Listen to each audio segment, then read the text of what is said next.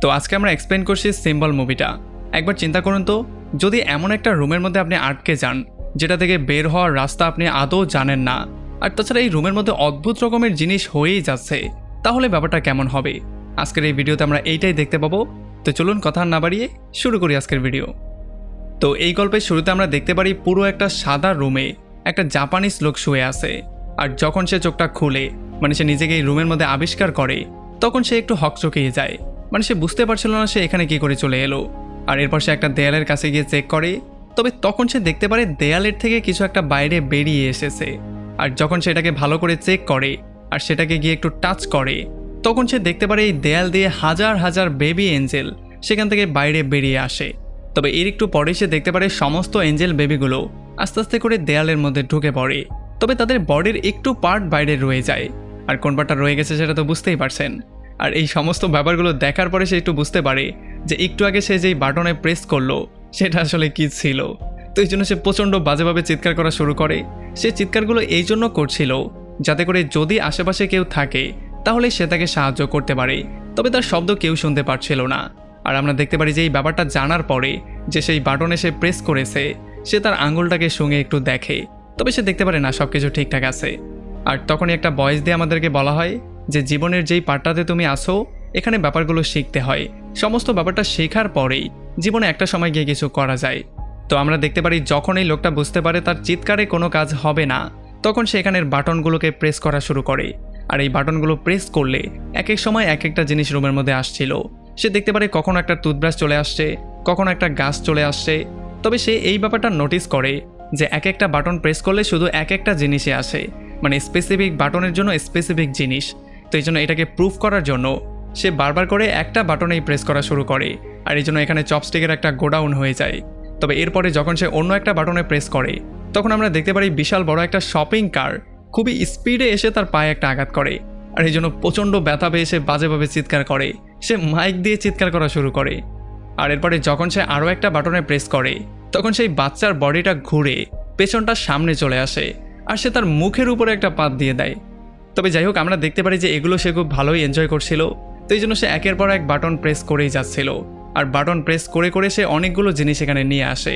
আর যখন সে এখানে একটা বল দিয়ে খেলাধুলা করছিল, তখন সেই বলটা গিয়ে আরও একটা বাটনের উপরে পড়ে। আর এই বাটনের উপরে পড়ার জন্য এখানে একটা স্পেশাল খাবার চলে আসে যেটা জাপানে খুবই পপুলার, আর এটার নাম হচ্ছে গিয়ে সুশি।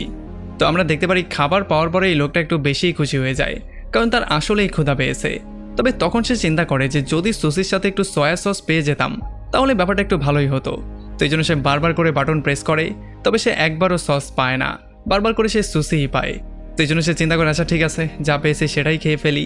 আর যখন সেগুলোকে খেয়ে ফেলে আর এরপর সে আরও খাওয়ার জন্য আবারও বাটনে প্রেস করে, তখন এখানে একটা সসের বোতল দেয়া হয়। আর এইটা দেখার পরে সে একটু বেশিই রাগ করে যে শালা যখন চাইলাম তখন পাইলাম না, এখন এটা দিয়ে কী করবো তাই। তো এরপর যখন সে আরও একটা বাটনে প্রেস করে, তখন এখানে একটা 3D চশমা চলে আসে। আর এই চশমাটা পরার পরে সে দেখতে পারে একটা বেবি এঞ্জেল তার বাটনে প্রেস করার জন্য তাকে বলছে। আর এইটা দেখার পরে সে একটু বেশি খুশি হয়ে যায়, কারণ তার মনে হয়েছে যে এই ঘরের মধ্যে রহস্যটা সে এই চশমার সাহায্যে হয়তো উদ্ঘাটন করে ফেলেছে। তবে আসলে ব্যাপারটা এমন ছিল না। যখনই সে এখানে বাটনটাকে প্রেস করে, তখন এই ঘরের মধ্যে একটা কাউন্টডাউন শুরু হয়ে যায়। আর এই কাউন্টডাউনের শেষে একটা বিশাল বড় বাচ্চা এসে তার মুখের উপরে সরাসরি পাত দিয়ে চলে যায়। তো এর একটু পরে যখন সে আরও একটা বাটনে প্রেস করে, তখন এখানে একটা বই বেরিয়ে আসে। আর এই বইটা পড়ার পরে সে খুবই হাসে, কারণ এই বইটা খুবই ফানি ছিল। তো এই জন্য সে বইয়ের 5টা পার্ট ঘন্টাখানেকের মধ্যে পড়ে ফেলে। আর যখন সে 6 নম্বর পার্টের জন্য বাটনে প্রেস করে, তখন এখানে 7 নম্বর পার্ট বেরিয়ে আসে। আর এই জন্য সে 6 নম্বরটার জন্য আবারও প্রেস করে, তবে বারবার করে 8 নম্বর আর 9 নম্বরই আসছিল। তো এই সমস্ত ব্যাপারগুলো দেখার পরে সে খুবই ডিসঅ্যাপয়েন্ট হয়ে এখানে আরও একটা বাটনে প্রেস করে। আর এই বাটনে প্রেস করার সঙ্গে সঙ্গে সে দেখতে পারে এখানে একটা দরজা এসেছে। আর এইটা দেখার পরে সে একটু বেশি এক্সাইটেড হয়ে যায়, কারণ সে মনে করেছে আচ্ছা ঠিক আছে, এই একটা দরজা পাওয়া গেছে, এইটা দিয়ে এখন কোনো রকমে বেরিয়ে চলে যাওয়া যাবে। তবে সে এত বেশি এক্সাইটেড হয়ে গিয়েছিল যে এক্সাইটমেন্টে সে এইটাই ভুলে গিয়েছে যে কোন বাটনে প্রেস করার পরে দরজাটা এসেছিল, সে বাটনটাই ভুলে গিয়েছে। তো এই জন্য সে সিদ্ধান্ত নেয় সে র্যান্ডমলি বাটনগুলোতে প্রেস করবে। আর যখন সে প্রথম বাটনে প্রেস করে, তখন একটা আফ্রিকান এক দেয়াল থেকে বেরিয়ে অন্য একটা দেয়ালের মধ্যে ঢুকে পড়ে। আর যখন সে দ্বিতীয় বাটন প্রেস করে, তখন তার মাথার মধ্যে পানি পড়া শুরু করে। আর যখন সে 3 নম্বর বাটনটাকে প্রেস করে, তখন সে ফাইনালি দরজাটা পেয়েও যায়। আর যখন সে এটা পাওয়ার পরে খুশিতে এটা দিয়ে বেরিয়ে যাওয়ার জন্য দৌড় দেয়, তখন সেখানে যাওয়ার আগেই দরজাটা আবারও বন্ধ হয়ে যায়। মানে সে বুঝতেই পারছিল না সে এটা দিয়ে বেরোবে কী করে। তো এমন করেই সে 2-3 বার ট্রাই করে, তবে সে বারবারই দেখতে পারে যতক্ষণে সে দরজার কাছে যায় ততক্ষণে দরজাটা বন্ধ হয়ে যায়।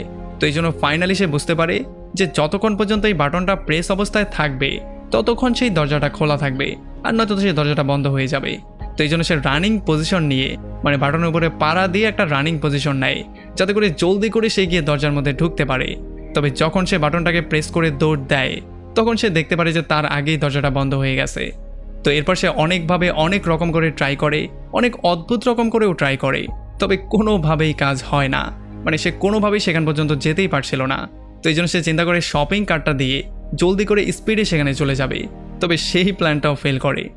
তো এরপর সে একটা বড় হাড়ি এই বাটনের উপরে রাখে, যাতে করে এই বাটনটা প্রেস হয়ে থাকে আর সে দরজা দিয়ে বেরিয়ে চলে যেতে পারে।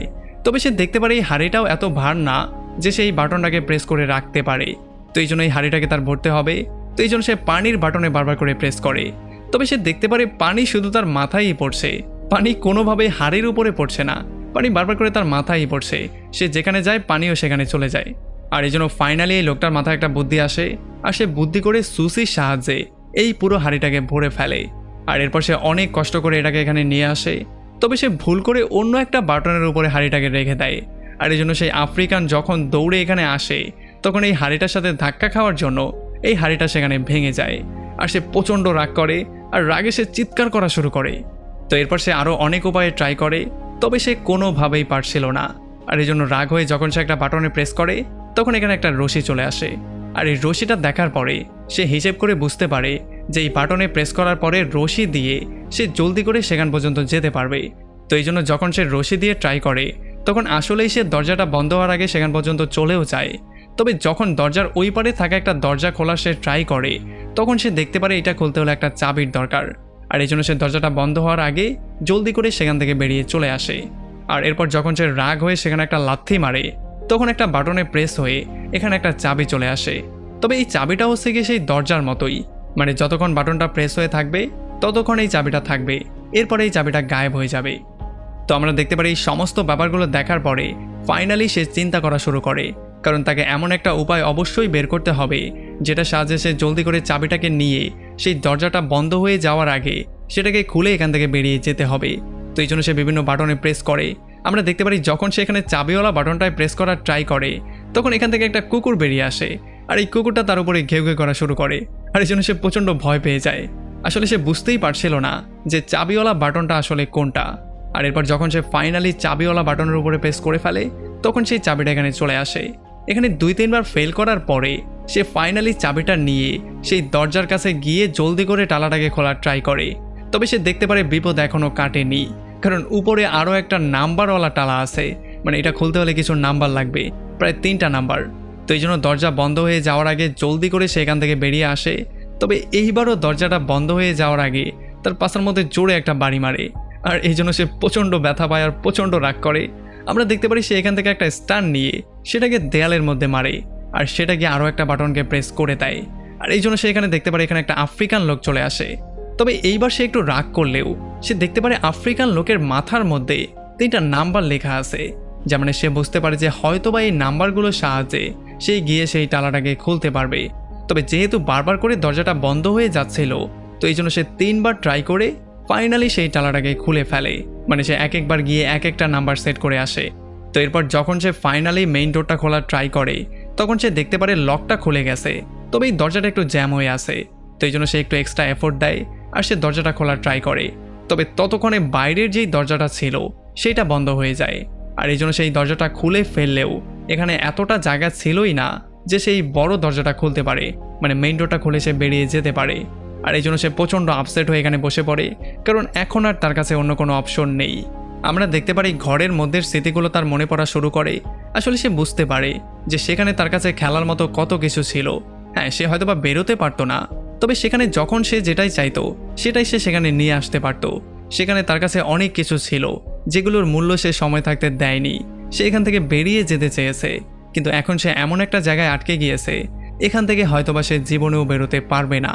তবে তখন সে দেখতে পারে তার বাদিক থেকে একটু হাওয়া আসছে, আর এইটা দেখার পরে সে জলদি করে সেই নকল দরজাটা খুলে সেখান থেকে জলদি করে পালানোর জন্য খুবই জোরে দৌড়ানো শুরু করে। তবে এই জায়গাটা দেখে আমাদের মনে হচ্ছিল যে সে যেখান দিয়ে দৌড়াচ্ছে সব কিছু একই রকম লাগছে, মানে এটা হয়তোবা লুপের মধ্যে আছে, সে হয়তোবা একই দরজা দিয়ে দৌড়াচ্ছে। তবে আমরা দেখতে পারি সে দৌড়াতে দৌড়াতে কোনো একটা ঘরের মধ্যে চলে আসে। এটার মধ্যে লাইট একটু কম ছিল, তবে সে দেখতে পারে এই ঘরটা সেই ঘরটার মতো, আর এখানেও দরজাটা বন্ধ হয়ে যায়। সে এখানে অনেকগুলো বাটন পায়, আর তখন একটা ভয়েস এসে আমাদেরকে বলে যে জীবনের যেই পার্টে তুমি আছো এখানে প্র্যাকটিস করতে হয়, আর এটাকে প্র্যাকটিস বলে। তো এরপরে এই লোকটা বিভিন্ন বাটনে প্রেস করা শুরু করে, আর আমরা দেখতে পারি এই বাটনগুলো আগের বাটনের চেয়ে একটু আলাদা ছিল, মানে এখানে প্রেস করলে ভিন্ন কিছু হয়। যখন এখানে সে একটা বাটনে প্রেস করে তখন একটা সিঙ্গার গান গাওয়া শুরু করলে তার মুখ দিয়ে আগুন বেরিয়ে চলে আসে। আর অন্য একটা বাটনে প্রেস করার পরে রাশিয়ান একটা জাদুকরের পুরো জাদুই ফেল হয়ে যায়। আর 3 নম্বর বাটনে প্রেস করার পরে চীনের একটা লোক নিজের কুকুরের উপরেই ঘেউ ঘেউ শুরু করে। আর এই সমস্ত ব্যাপারগুলোর পরে সে দেখতে পারে যে এই ঘরটা আগের ঘরটার মতো আসলে ছাদ ঢালাই করা না, এই ঘরটার উপরটা ফাঁকা, মানে এখান দিয়ে আলো মধ্যে আসছে আর সেখানে এঞ্জেলরাও উঠছে। তো এই জন্য তার মাইন্ডে একটা নতুন বুদ্ধি চলে আসে। সেই বাটনগুলোকে প্রেস করার জায়গায় বারবার করে এই বাটনগুলো ধরে ধরে উপরের দিকে উঠছিল। আর যখন সে সফল হয়, মানে সে আস্তে আস্তে করে বাটন দিয়ে ওঠা শুরু করে, তখন এই বাটনগুলো প্রেস হওয়ার জন্য দুনিয়ার বিভিন্ন জায়গায় বিভিন্ন জিনিস হওয়া শুরু হয়। যেমন কখনো একটা ফুল ফুটে যায়, আবার কখনো একটা হাতি পিছলে পড়ে যায়। আর যখন সে আরও একটু উপরের দিকে ওঠা শুরু করে তখন বিভিন্ন বাটনে প্রেস হওয়ার জন্য আমরা দেখতে পারি কোথাও টোস্ট হয়ে যায়, আবার কোথাও চাঁদে গিয়ে মানুষ উষ্টা গিয়ে পড়ে যায়। আর এই সমস্ত ব্যাপারগুলোর পরেও সে আস্তে আস্তে করে উপরের দিকে উঠেই যাচ্ছিল। আর আমরা দেখতে পারি এমন করে করে যখন সে আরও একটু উপরে আসে তখন আর তার বাটনের দরকারই পড়ে না। সে এখন এঞ্জেলদের মতো হাওয়ায় উঠতে পারে, আর তার দাড়ি মোজগুলো অনেকটা বড় হয়ে গেছে। আর তখন একটা ভয়েস এসে আমাদেরকে বলে যে এখন সে গডের কাছে চলে যাচ্ছে, কারণ সে গডের কাছে যাওয়ার রাস্তা পেয়ে গেছে। তবে আমরা দেখতে পারি সে চলে আসে এমন একটা রুমে যেখানে একটা ভয়ঙ্কর রকমের ম্যাপ ছিল, মানে বিশাল বড় একটা ম্যাপ ছিল। তবে সেখানে একটা বাটনও ছিল, মানে সেই বাটনটা হচ্ছে গিয়ে পৃথিবীর সবচেয়ে বড় বাটন। আর যখন সে সেটা প্রেস করার জন্য সামনের দিকে আগায় তখন আমরা দেখতে পারি স্ক্রিনটা কালো হয়ে যায়, মানে এই পুরো মুভিটা এখানে শেষ হয়ে যায়। আসলে এটা টোটালি একটা কমেডি মুভি, সো এটাকে ফানি ওয়েতেই বানানো হয়েছে। এটা দিয়ে কি বোঝানো হলো বা হলো না এটা একেবারেই ম্যাটার করে না। তো যাই হোক, আমাকে কমেন্ট করে জানান কেমন লাগলো ভিডিও। যদি ভালো লাগে তাহলে অবশ্যই একটা লাইক করবেন, আর যদি এখনও আমাদের চ্যানেলটা সাবস্ক্রাইব করে না থাকেন তাহলে প্লিজ করে ফেলুন। আমাদের দেখা হবে অন্য কোনো ভিডিওতে অন্য কোনো একদিন। Till then, take care.